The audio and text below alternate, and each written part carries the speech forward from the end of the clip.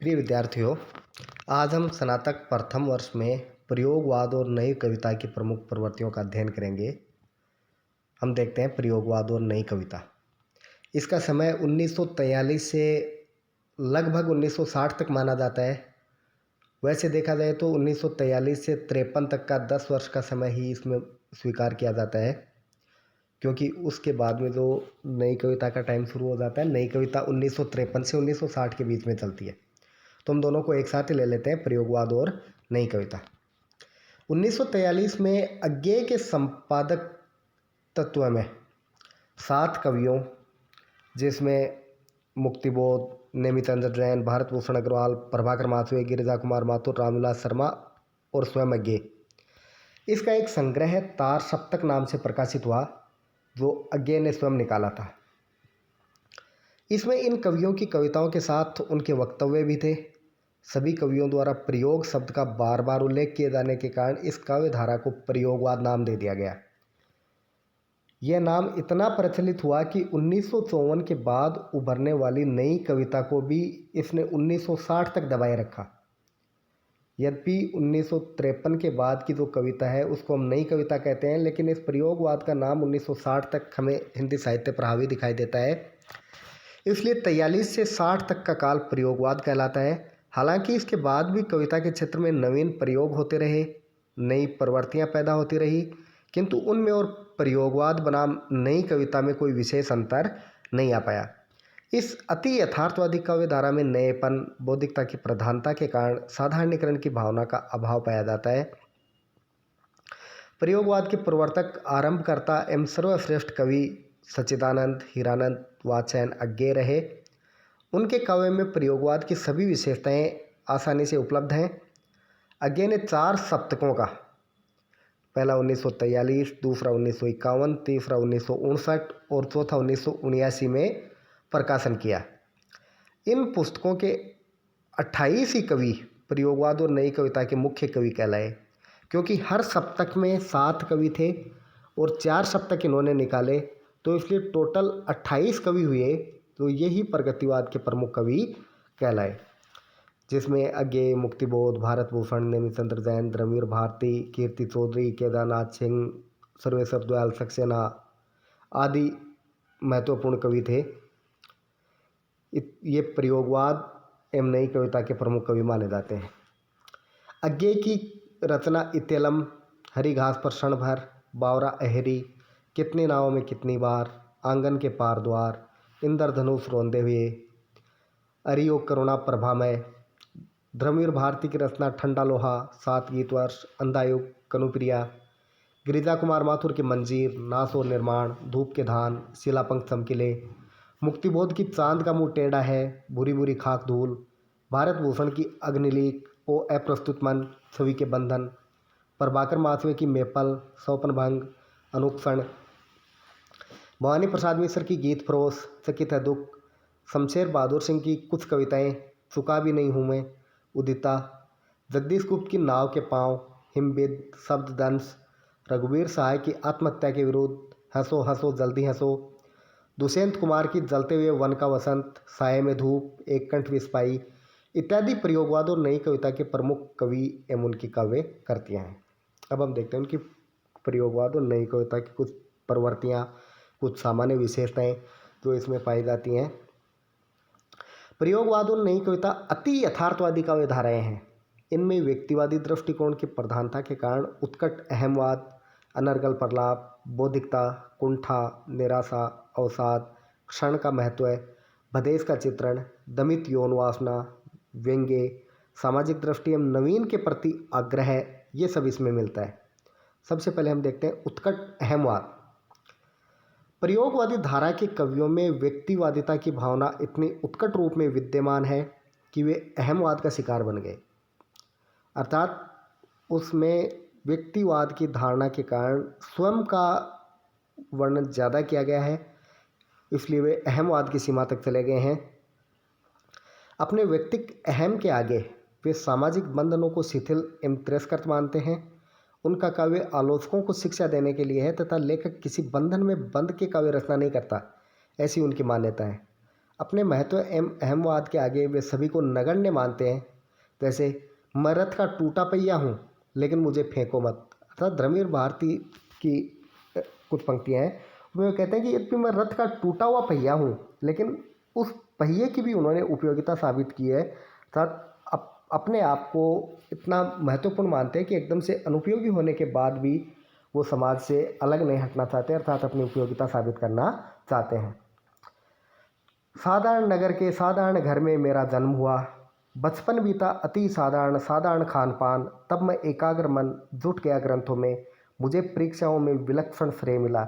यद्यपि बिल्कुल निजी बातें हैं लेकिन फिर भी इनका वर्णन इस काव्य में किया गया है, अर्थात इसमें अहमवाद का जगह जगह प्रदर्शन मिलता है। दूसरा है अनास्था की भावना, अर्थात आस्था इसे किसी पर भी नहीं है, न धर्म पे न समाज पे, सब जगह से आस्थाहीन है। पाश्चात्य अस्तित्ववाद से प्रभावित होने के कारण प्रयोगवादी कवियों ने परंपरागत मूल्यों, ईश्वर, नैतिकता, सामाजिक जीवन को अस्वीकार किया है और इनके प्रति अनास्था का परिचय दिया है। उन्हें इन सभी में विश्वास नहीं है। इलियट की भांति ये कवि साहित्य में गतिरोध की बात करते हैं और खोखली मान्यताओं को गिरा देना चाहते हैं। जैसे मेरे जन्म से पहले मर गई थी देवताओं की बूढ़ी दुनिया। अशोक वाजपेयी कहते हैं कि देवताओं में मेरा विश्वास नहीं है, देवताओं की दुनिया बूढ़ी हो चुकी थी इसलिए वो मेरे जन्म से पहले ही मर गई थी, अर्थात उसका किसी देवी देवता में विश्वास नहीं है। आगे आसपास के परिवेश का तिरस्कार करते हुए कहते हैं वंचना है चांदनी सित, झूठ व आकाश का निर्बाध गहन विस्तार, शिशिर की राका निशा की शांति सब है निसार। अर्थात ये आसपास का वातावरण है उसको निसार मानते हैं कि इसमें कोई सार नहीं है, ये कोई भी चीज़ें सत्य नहीं है। ये इस प्रकार का वर्णन इन्होंने किया था। हर चीज़ के प्रति अनास्था की भावना इसमें देखी जा सकती है। अगला है अस्तित्व बोध एवं क्षणवादी भावनाएं। अस्तित्ववाद के अनुसार प्रयोगवादी कवियों ने परंपराओं का त्याग करके स्वयं का जीवन स्वेच्छा से चुना है। इसके अनुसार स्वेच्छा से जिया हुआ भोगा हुआ एक क्षण भी 100 वर्षों से अधिक महत्वपूर्ण होता है। D.S. लॉरेंस, पाल सार्त्र के क्षणवाद को अज्ञेय व उनके शिष्यों ने भरपूर महत्व दिया। अज्ञेय की नदी के दीप, हरी घास पर क्षण भर, ये कविताएं इसकी प्रमाण है। अज्ञेय ने लिखा है केवल बना रहे विस्तार हमारा बोध मुक्ति का, सीमाहीन खुलेपन का। अर्थात इसमें वो अपने आप को एकदम से सीमाहीन मानता है, किसी प्रकार के बंधन को स्वीकार नहीं करता। एक क्षण में प्रवाहमान व्याप्त संपूर्णता, इससे कदापि बड़ा नहीं था महाबुद्ध निधि जो पिया था अगस्त्य ने। अर्थात एक क्षण के महत्व को प्रतिपादित करना चाहते हैं कि एक क्षण का जो जीवन है वो भी पूरे जीवन से ज़्यादा महत्वपूर्ण हो सकता है, अर्थात क्षणवादी भावनाएं इसमें पाई जाती हैं। अगला है शंकालु मन, शंका की प्रवृत्ति इसमें पाई जाती है। प्रयोगवाद एवं नई कविता के कवि सामाजिक एवं व्यक्तिगत जीवन में असफलता के कारण सभी को शंका की दृष्टि से देखते हैं। सामाजिक जीवन के नाम मात्र से उनका मन शंका से भर उठता है और वे उस मार्ग की तरफ से मुंह मोड़ लेते हैं। स्वयं पर अति विश्वास होने पर भी अज्ञेय का मन भी शंकालु बना रहा। फिर उनके शिष्यों में तो ये प्रवृत्ति चरम पर थी। सर्वेश्वर दयाल की एक पंक्ति देखिए, जिसके सहारे लहरों से लड़ रहे हम वे घड़े कच्चे हैं। अर्थात ये कह रहे हैं कि जिनके लिए और जिनके सहारे हम ये लड़ाई लड़ रहे हैं वो सहारे विश्वास के काबिल नहीं है, अर्थात वो कच्चे घड़े हैं, कभी भी धोखा दे सकते हैं, कभी भी वो टूट सकते हैं। तो हर तरफ हर जगह इन्हें शंका ही शंका दिखाई देती है। अगला पॉइंट है पीड़ा की स्वीकृति। व्यक्तिगत जीवन में अत्यधिक स्वच्छंद जीवन के हिमायती प्रयोगवादी कवि बाहर से स्वयं को भले ही प्रसन्न रखें किंतु उनके काव्य में एकाकीपन के दुख एवं पीड़ा की अभिव्यक्ति स्पष्टतः झलकती है। सार्त्र के वेदना संबंधी विचार को इन्होंने यथार्थ के साथ स्वीकार किया है। तो देखो नरेश मेहता की पंक्ति है, वहन करो ओ मन वहन करो पीड़ा, यह अंकुर है उस विशाल वेदना का, तुम में भी जन्मजात आत्मजा है स्वीकार करो, आंचल से ढक कर रक्षण दो, वहन करो पीड़ा। अर्थात ये कहते हैं कि पीड़ा जो है, पीड़ा ये सत्य है, इसका हमें अपने जीवन में इससे सामना करना ही पड़ता है। अर्थात पीड़ा हर व्यक्ति के जीवन में होती है, लेकिन यहाँ पर एक साहित्यकार के द्वारा खुले रूप से इसका स्वीकार करना थोड़ा सा हमें आश्चर्यचकित करता है। तो पीड़ा की स्वीकृति इस काव्य में सबसे ज़्यादा है। अज्ञेय जी की दुख सब को मारता है, कविता में सृष्टि के हितार्थ आत्मपीड़ा की स्वीकृति ही मिलती है। अगला पॉइंट है निराशा, कुंठा, घुटन एवं मृत्यु। अस्तित्ववादी दर्शन के अनुरूप प्रयोगवादी कवि अपने जीवन का स्वच्छंद उपयोग करना चाहते हैं और उन्होंने किया भी है। असहमित, अनियंत्रित प्यार एवं भोग के कारण सामाजिक विषमता एवं बंधन के कारण इनकी भावनाएं असफल रह गई है। फलतः इनके मन में निराशा की यह भावना कुंठा और घुटन में बदल गई और यह कुंठा घुटन इन्हें मृत्यु के निकट ले आई। आशा उल्लास कभी कभी दिखाई भी दे तो भी थोड़ी देर के बाद उनमें पुनः निराशा ही आ जाती है। ऐसे यज्ञ ने कहा है, मेरी थकी हुई आँखों को किसी और तो ज्योति दिखा दो। अर्थात उसकी आंखें प्रकाश देखने के लिए व्याकुल हैं, थक गई हैं, उनको कहीं भी प्रकाश दिखाई नहीं देता है, कहीं भी ज्योति दिखाई नहीं दे रही है। इसलिए वो कहते हैं मेरी थकी हुई आंखों को किसी और तो ज्योति मिले। अर्थात उसमें ये निराशा की भावना है। अगला नग्न यथार्थवाद। प्रयोगवाद एवं नई कविता पर फ्रायड, प्रकृतिवादियों, अस्तित्ववादियों के नग्न यथार्थवाद का प्रभाव पड़ा। यही कारण है कि नए कवि साहित्य में त्याज्य रही अश्लीलता को उभारने में गौरव का अनुभव करते हैं। भोग, प्यार और शारीरिक तृप्ति ही जैसे इनकी कविताओं का लक्ष्य रह गया है। जैसे जगदीश गुप्त ने लिखा है, तन ने संपर्कों की सारी सीमाओं को पार किया पर न हुआ तृप्त हिया। अर्थात ये कहते हैं कि तन ने संपर्कों की सारी सीमाएं पार कर ली लेकिन जो मन है वो अतृप्त ही रह गया। अर्थात ये नग्न यथार्थवाद का इसमें प्रयोग किया गया है। अनंत कुमार की एक पंक्ति देखिए, मेरे मन की अंधियारी कोठरी में अतृप्त आकांक्षा की वेश्या बुरी तरह खांस रही है। अर्थात जो आकांक्षाएं हैं, आकांक्षाओं का भी इन्होंने जो प्रतिमान दिया है वो प्रतिमान थोड़ा अलग ही है, जैसा कि सामान्य कवियों के द्वारा नहीं दिया जाता है। तो तुलना भी किसी अच्छी चीज़ से नहीं की है। तो ये नग्न यथार्थवाद की प्रवृत्ति इन्हीं कवियों में पाई जाती है। लघुता एवं निरीहता। प्रयोगवादी कवियों ने अनेक स्थलों पर अपनी लघुता एवं निरीहता, दीनताहीनता एवं पापबोध का चित्रण किया है, किंतु उसमें मध्यकालीन संतों की भांति व्यापकता, लोकहित की भावना नहीं आ पाई है। ये सब उनके दलित अहम का हाहाकार मात्र लगता है। काव्य में यह नया प्रयोग कहीं कहीं हमें आकर्षित भी करता है।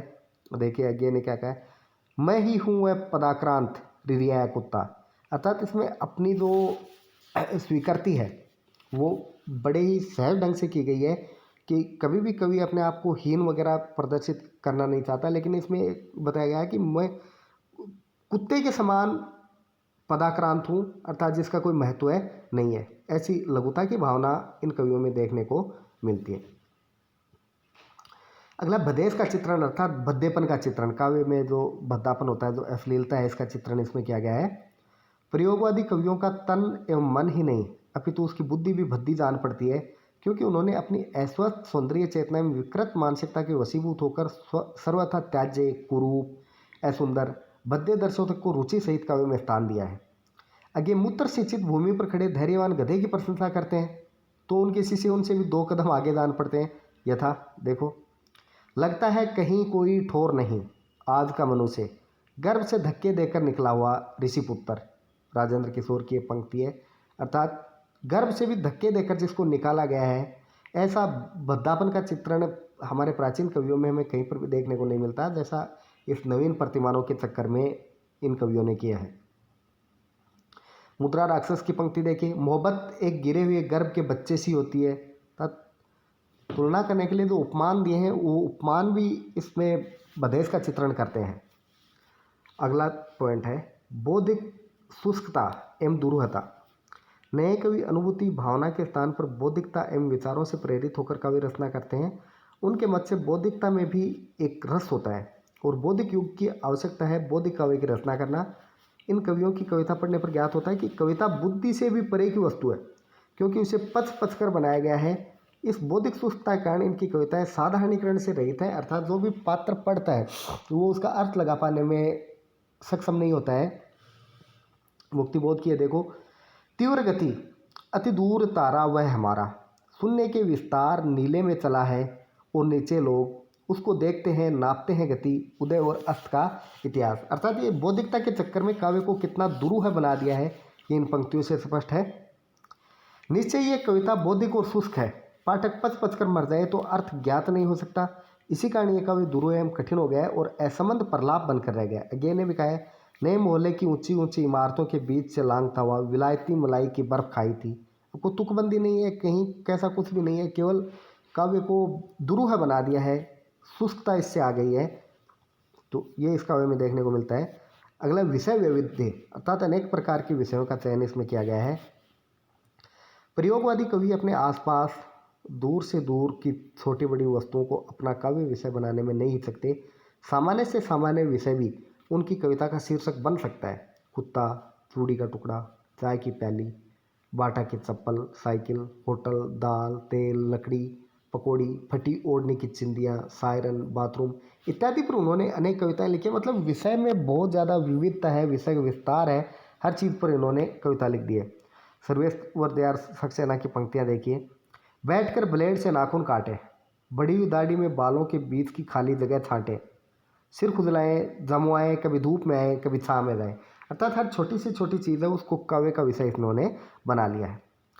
फिर व्यंग्य एवं कटुक्ति, नए कवियों ने कहीं कहीं सामाजिक, धार्मिक, राजनीतिक, आर्थिक विद्रूपताओं, विसंगतियों, भ्रष्टाचार, घूसखोरी, नगरीय दिखावों पर व्यंग्य भी किया है, किंतु पर्याप्त मानसिक संतुलन के अभाव में वह व्यंग्य अनर्गल प्रलाप एवं कटुक्ति बनकर रह गया है। आधुनिक सभ्यता पर व्यंग्य देखिए। सांप तुम सभ्य तो हुए नहीं, न होंगे, नगर में बसना भी तुम्हें आया नहीं। अर्थात इसमें व्यंग्य किया गया है जो दुष्ट व्यक्ति हैं उस पर कि आप सभ्य तो कभी हुए नहीं, न कभी सभ्य होने वाले हैं, और आपको नगर में बसना भी नहीं आया। तो इसका निश्चित कोई तारतम्य नहीं है। इस कारण इसमें भी जो व्यंग्य दिखाया गया है वो अपना पूरा प्रभाव नहीं दिखा पाता है। दूसरा देखिए, गे की पंक्ति है, फिर कैसे सीखा डफना, विष कहाँ पाया। अर्थात सांप के बारे में कहा गया है कि आपको सभ्य होना नहीं आया, नगर में बसना नहीं आया, लेकिन आपने डफना कहाँ से सीख लिया। अर्थात ये बुरी प्रवृत्तियाँ आपने कहाँ से सीख ली।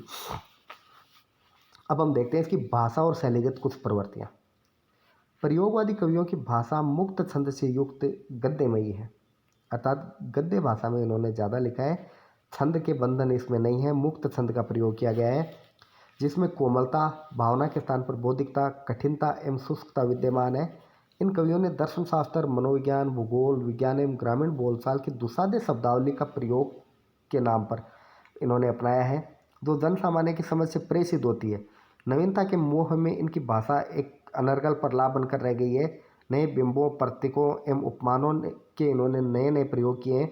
आगे कहते हैं, हरी बिछली घास, डोलती कलगी छरहरी बाजरे की, अगर मैं तुमको ललाती सांस के नब की अकेली तारिका अब नहीं कहता, या शरद के भोर की निहार नहाई कुई, टटकी कली चंपे की वगैरह तो नहीं, कारण कि मेरा हृदय उथलाया कि सोना है, या कि मेरा प्यार मैला है, बल्कि केवल यही ये उपमान मैले हो गए हैं, देवता इन प्रतीकों के कर गए हैं कूच। अर्थात अगेन यहाँ पर स्पष्ट घोषणा कर दी है कि पुराने जितने भी जो उपमान थे वो उपमानों में आज वो प्रभाव नहीं है जो पहले हुआ करता था, क्योंकि इनके देवता कूच कर गए हैं, अर्थात ये पलायन कर गए हैं। अब इसमें वो प्रभाव नहीं रहा, क्योंकि उपमान मैले हो गए हैं, पुराने हो गए हैं, इसलिए नवीन का मोह है ये इन्हें कविता से थोड़ा दूर ले जाता दिखता है।